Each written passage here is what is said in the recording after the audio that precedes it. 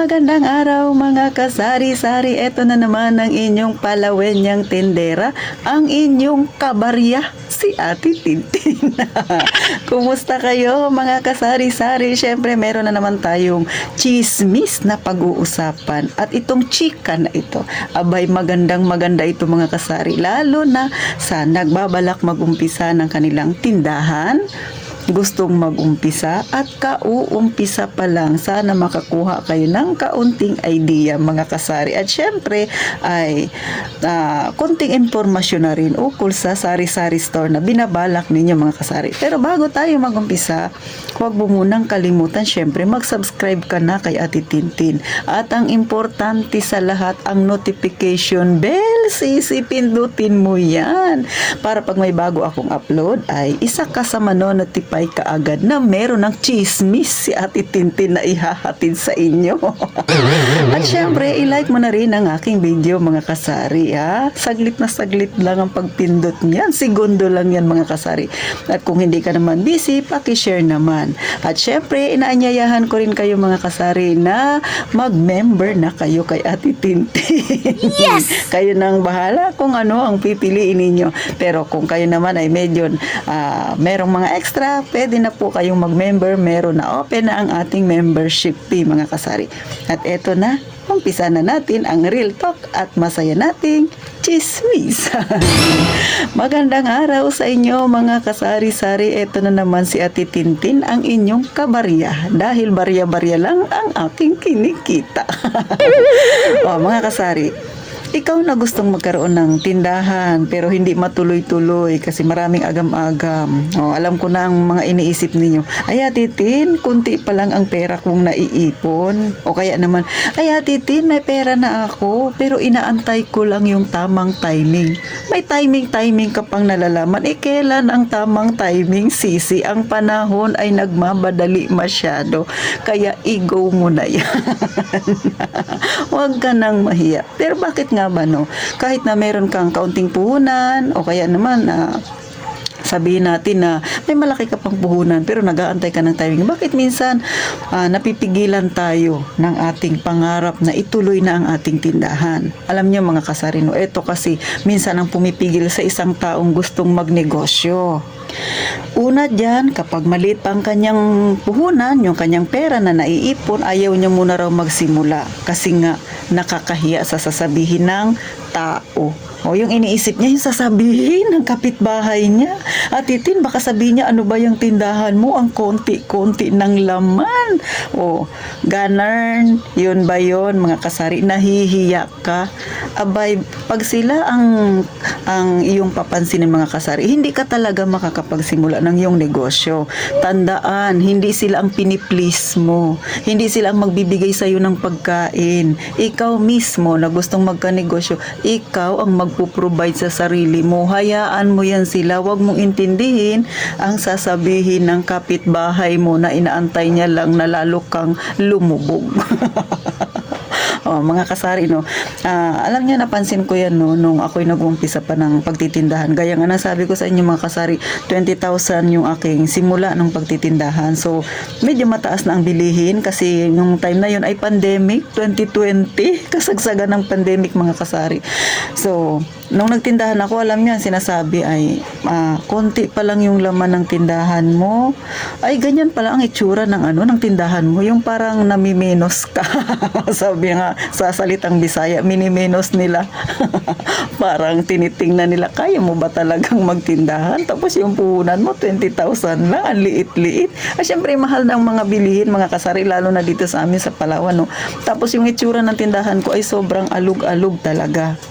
So, syempre, pagka iba yung tumingin, ay parang wala silang gana bumili sa akin. Bakit? Ay hindi nga kagandahan ang itsura ng aking tindahan, mga kasari, Pero sino ang magpapalakas ng loob mo? Sila ba? Ikaw mismo, mga kasari. Pagka sila yung pinaniniwalaan mo, mga kasari, ay hindi ka talaga matutuloy sa yung binabalak na negosyo. Kasi para sa akin, hindi basihan kung maliit ang yung puhunan or malaki man yan. Ang basihan dyan yung puso mo, yung kagustuhan mong magnegosyo. Kasi alam natin, no, maraming nagnegosyo na nagsimula sa maliit.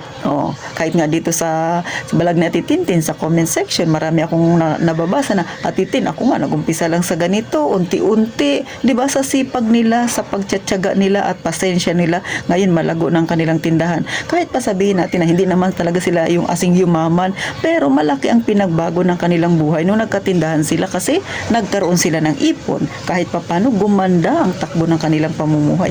Kaya ikaw na may maliit na pera, na puhunan, i-go mo na yan. Huwag mong intindihin ang sasabihin ng kapitbahay mong marites, mga kasari.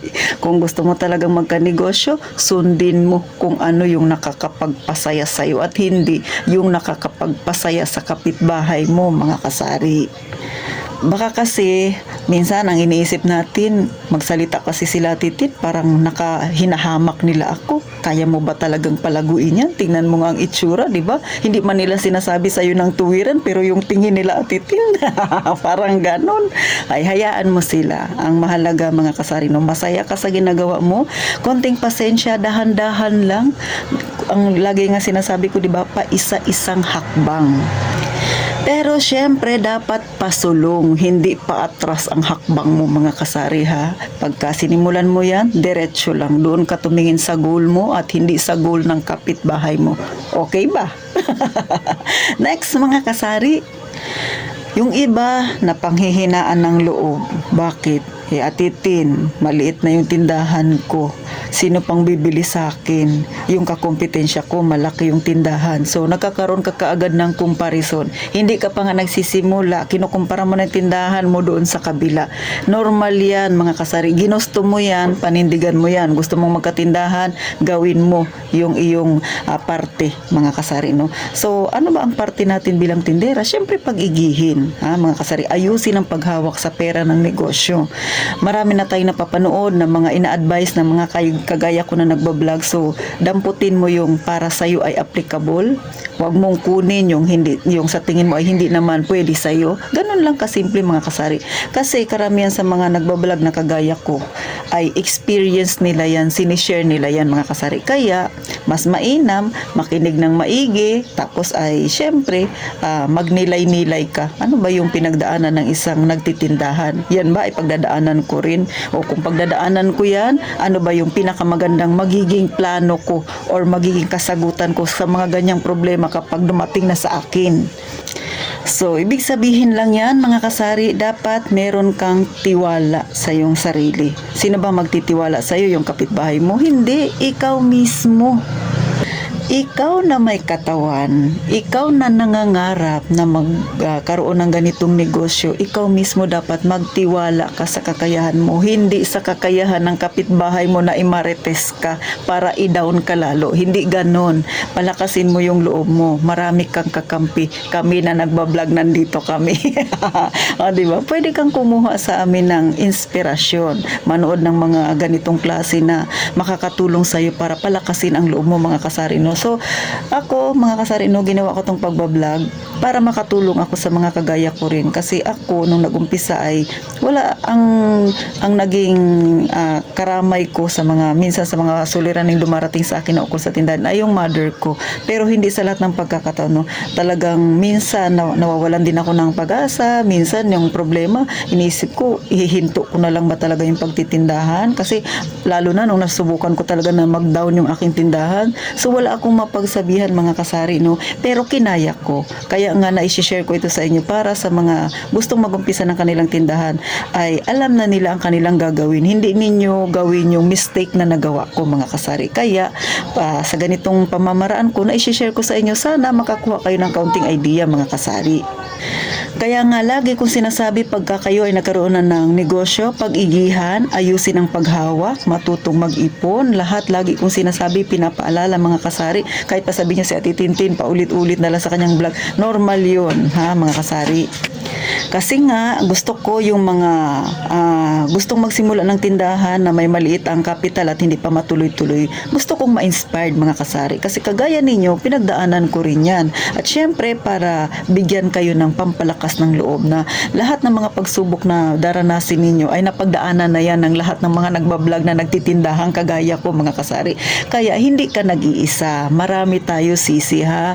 Lakasan mo yung loob mo, magtiwala ka sa kakayahan mo, mahaba dapat ang pasensya, dagdagan ang kasipagan, huwag mong intindihin ang pagod mo. Normal lang yan, natural lang yan na mapagod ka. Pero kapag nakita mo, may napuntahan ang kasipagan mo, lumago ng paunti-unti ang tindahan mo, sasabihin mo sa sarili mo, tama pala, hindi ako nag-iisa. May karamay ako. O, mga kasari, yan ang isipin ninyo, no? Huwag nyo isipin yan sasabihin ng kapitbahay ninyo, hindi yan makakatulong. Ang isipin mo, yung pamilya mo na umaasa sa iyo. Ang isipin mo, yung pangarap mo, yung goal mo sa buhay at hindi sila kasama doon mga kasari. So, ganyan lagi ang ilagay natin sa ating isipan at sa ating puso. Magpatuloy ka lang sa gusto mong mangyari sa iyong buhay. At higit sa lahat, huwag mong titingnan ng iyong puhunan kasi maliit lang at titintin o kaya mag-aantay ako ng timing. Walang tamang timing. Kailan ka magsisimula pag matanda ka na, hindi mo na kayang magbantay ng tindahan mo? Yun ba yung gusto mong mangyari? Abay, habang maaga pa, malakas ka pa, kayang-kaya mo pang magbuhat ng kalahating sakong bigas, ituloy mo na. So hanggang dito na lang si Ate Tintin mga kasari. At syempre muli nais kong magpasalamat sa nag-member sa atin, si Ma'am Glory Cortez at saka syempre si Ma'am Alea Grace Binibista Vergara. Thank you po sa inyong dalawa sa inyong pag-member. At sa mga gusto ding mag-member mga kasari ay welcome po kayo sa bahay ni Ate Tintin. So paano magkita tayo sa susunod na vlog ni Ate Tintin? At gaya nga ng palagi kong sinasabi, mag-iingat tayong palagi mga kasari.